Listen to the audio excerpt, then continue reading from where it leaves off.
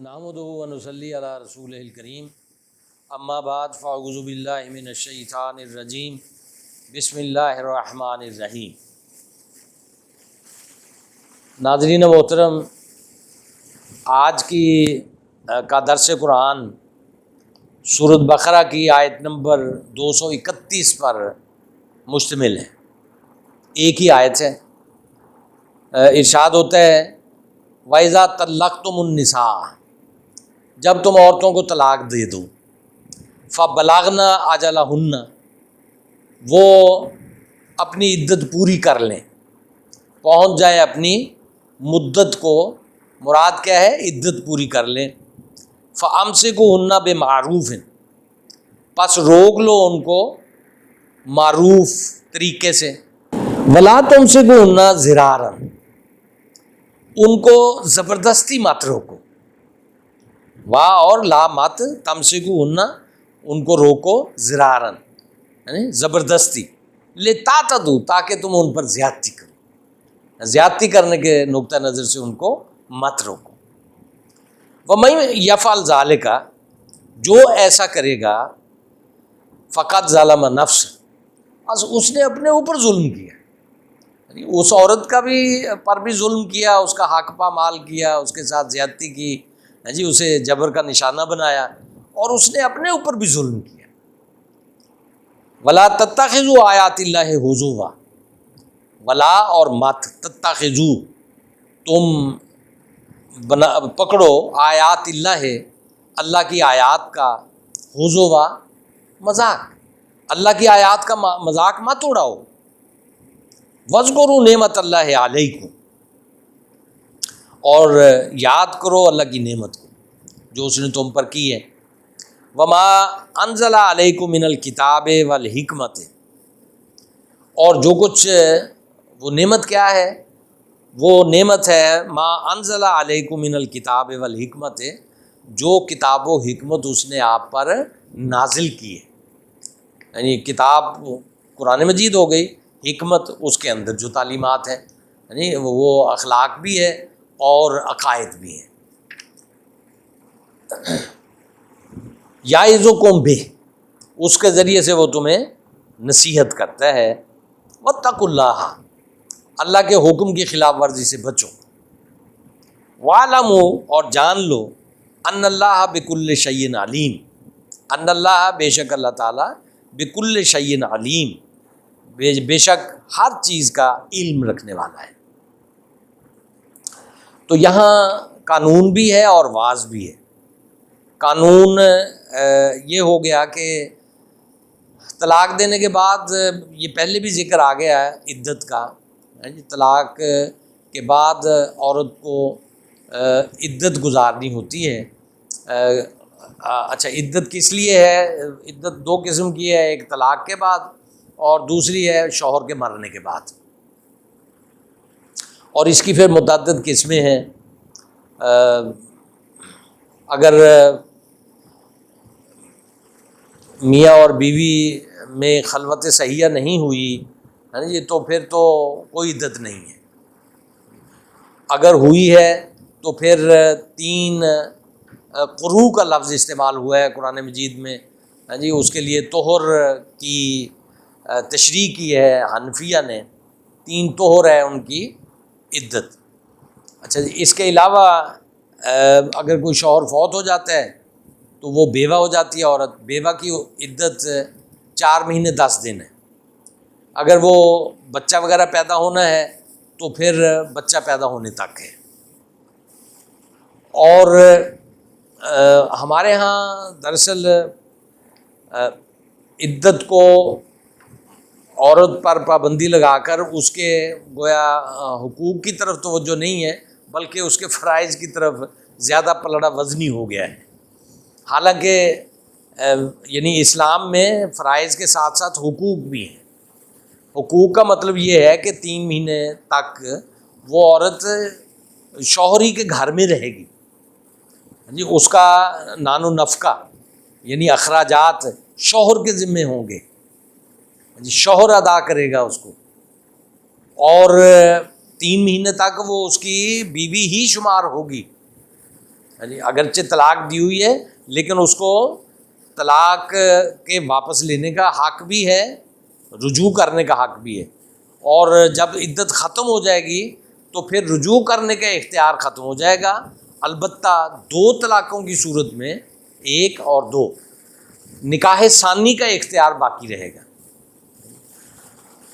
تو طلاق کی صورت میں دیکھیں اب یہاں پہ پھر آیا وہی بات جو میں نے پہلے کہی تھی کہ قرآن مجید نے طلاق کو حل بتایا ہے، اور حل ایسا ہے کہ جس میں خوش دلی کے ساتھ جدا ہو سکتے ہیں دونوں۔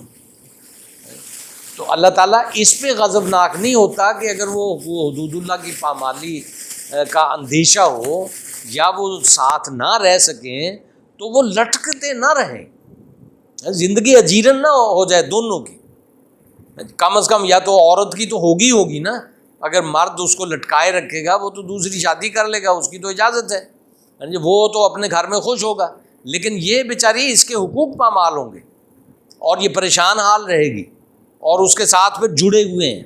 یعنی ایک بات میں نے پچھلے حوالے سے بھی کہنی تھی یہاں پہ بھی کہ ہمارے ہاں جو شادیاں ہوتی ہیں نا وہ صرف میاں بیوی کے درمیان نہیں ہوتی، بلکہ ہاں ہمارے یہاں خاندانوں سے خاندان جڑتے ہیں، اور داماد صاحب جو ہوتے ہیں وہ اچھی خاصی عزت پاتے ہیں سسرال کے اندر، اور ان کو درجہ بدرجہ یعنی احترام بھی دیا جاتا ہے، ان کی او بھگت بھی کی جاتی ہے، اور وہ اپنی فیملی کے اندر گویا شامل کر لیا جاتا ہے، شامل ہو جاتا ہے۔ تو اس طرح سے فیملی یعنی خاندان جوڑتے ہیں، اور ٹوٹنے کی صورت میں خاندان ہی ٹوٹتے ہیں۔ تو اس لیے جوڑنے کی طرف زیادہ رجحان ہونا چاہیے، توڑنے کی طرف کم رجحان ہونا چاہیے۔ یہ 3 طلاقوں کے حوالے سے جو بات آئی تھی کہ ہم نے یعنی ایک غصے کے اندر ایک آدمی کے زبان سے 3 دفعہ 3 طلاق طلاق طلاق کا لفظ نکل گیا، تو ہمارے فقہا نے یہ فتویٰ دے دیا کہ جی اب یہ جدا ہو گئی اور اب یہ کسی صورت نہیں مل سکتی سوائے اس کے کہ حلالہ کرے۔ حلالے کو نبی صلی اللہ علیہ وسلم نے حرام قرار دیا، جی اب یہ فعل حرام کی مرتکب ہو بیچاری عورت، جی پھر وہ اپنے شوہر کی طرف جائے۔ تو اس سے بہتر نہیں ہے کہ جو حدیث کے اندر جو بات موجود ہے کہ ایک محفل میں 3 طلاقیں دینے کے باوجود بھی ایک ہی ہوتی ہے، اس کو اختیار کر لیا جائے تاکہ مسئلہ حل ہو ہمارا۔ اور یہ اختیار کی جا چکی ہے، ہمارے فیملی لا جو ہیں پاکستان میں رائج ہیں، جن کو ہر دور میں تحفظ دیا گیا۔ جی ضیاء الحق نے اسلام نافذ کیا، اسلامی حدود نافذ کر دیں اور باقی سارے قوانین نافذ کر دیے، لیکن ان جو فیملی لا آرڈیننس ہے اس کو برقرار رکھا اور کہا شریعت کورٹ کے بلکہ پریویو سے بھی اس کو خارج کر دیا، جو کہ شریعت کورٹ میں بھی یہ چیلنج نہیں کیا جا سکے گا، یہ جس طرح ہے اسی طرح رہے گا، کیونکہ اکثریت فقہا کی اکثریت اس کے ان حصوں کے خلاف ہے نا، تو وہ کمزور کے حق میں جاتے ہیں، عورت کا مسئلہ حل کرتے ہیں۔ اور حدیث کے اندر بھی اس کی جو تشریح ہے اس میں بھی یہ 3 طلاقیں ایک وقت میں دی ہوئی بھی ایک ہی قرار پاتی ہیں، یہ بھی مسئلہ حل کرتی ہیں ہماری عورت کا۔ تو خاندان جڑتے ہیں، خاندان ہی کٹتے ہیں، لہذا اللہ کا اور اللہ کے رسول کا حکم ہے صلہ رحمی کا، کہ رشتہ داروں کے تعلق جوڑ کے رکھو، رشتہ داروں کے حقوق ادا کرو، رشتہ داروں کے ساتھ ملنا جلنا رہے اور توڑ نہ پیدا ہو۔ تو اگر ہم توڑ پیدا کریں گے تو یہ واضح تعلیمات ہیں، ان کی خلاف ورزی ہوگی۔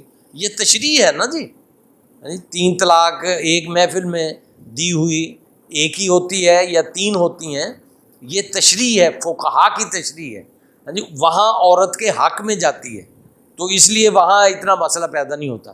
یہاں یہ عورت کے بوجھوں کو بڑھا دیتی ہے، تو اس لیے اس مسئلہ ہے اور اس کا حل کیا ہے ہمارے ہاں جو قانون فیملی لا آرڈیننس کے ذریعے نافذ ہے عدالتوں کے اندر، جس کے مطابق فیصلے ہوتے ہیں، وہ یہی ہے۔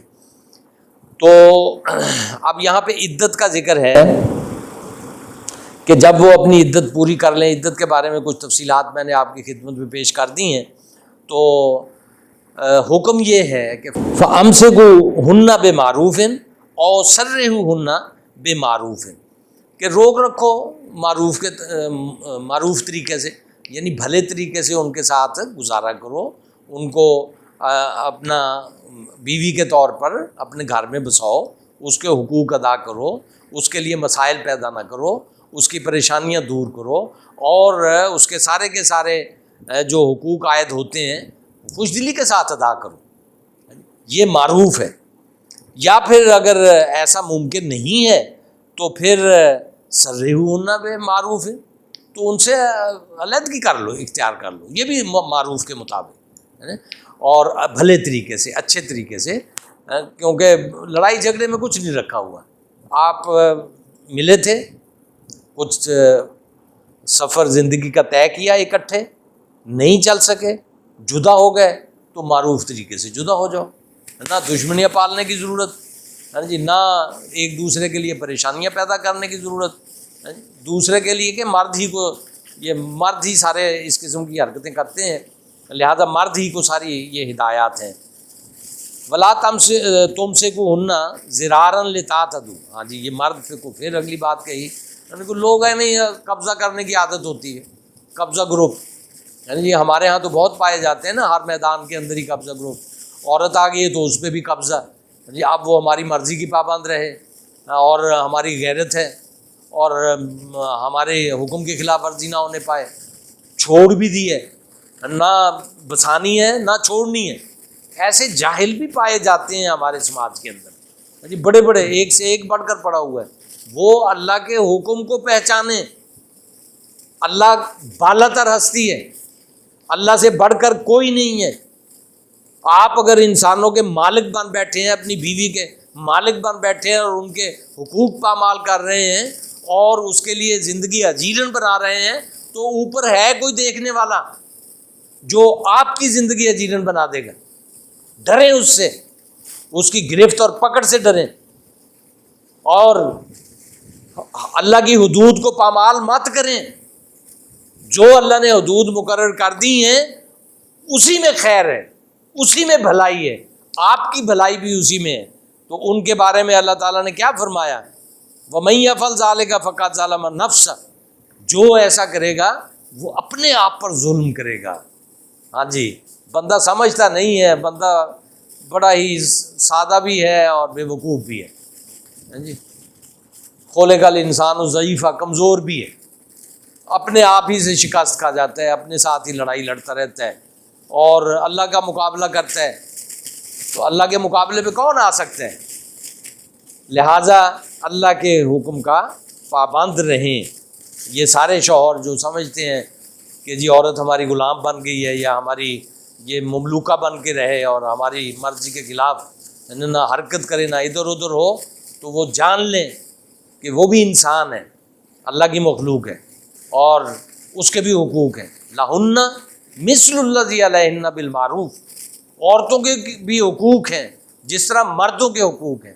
تو گویا مرد اور عورت کا جو یہ تعلق ہے، میاں اور بیوی کا، یہ حقوق و فرائض کا رشتہ ہے. یہ کوئی مجازی خدا والی بات نہیں ہے، یہ یہاں ہندو کلچر کا نتیجہ ہے. پتی پرمیشور کا ترجمہ ہم نے کر لیا اور چلا دیا. پہلے سے موجود تھا، اس لیے کسی نے کوئی سوال نہیں اٹھایا. جی، قرآن مجید میں میاں بیوی کا جو رشتہ ہے یہ حقوق و فرائض پر مبنی ہے. عورت کے اسی طرح سے حقوق ہیں جس طرح اس کے فرائض ہیں. تو اس کے حقوق پامال مت کرو، اس پہ ظلم مت کرو، اس کو زیادتی کر کے اس کو مت روکو کہ اس کی زندگی اجیرن بنانی ہے آپ نے. جی، اوپر اللہ ہے، دیکھ رہا ہے، اور کتاب اور حکمت کے ذریعے سے وہ آپ کو نصیحت کرتا ہے. یہ قانون بنا دیا ہے. ہاں جی، قانون کی بھی پابندی اور ساتھ واعظ اور تلقین بھی ہے. اللہ کے حکم کی خلاف ورزی سے بچو، اور جان لو کہ وہ اللہ تعالیٰ ہر چیز کا علم رکھتا ہے. تم انسانوں کو دھوکہ دے سکتے ہو لیکن اللہ کو دھوکہ نہیں دے سکتے. اس لیے اللہ کے ساتھ معاملہ سیدھا رکھو، صاف رکھو. ہاں جی، اس کے سامنے پیش ہونا ہے، اور اس کے سامنے آپ کی زندگی کا حساب ہوگا، اور ایک ایک ذرے اور ایک ایک قطرے کا حساب ہوگا. تو اس حساب کے لیے اپنے آپ کو تیار رہو، بندہ خدا بن کر رہو، بندوں کے خدا مت بنو۔ وآخر دعوانا ان الحمد للہ۔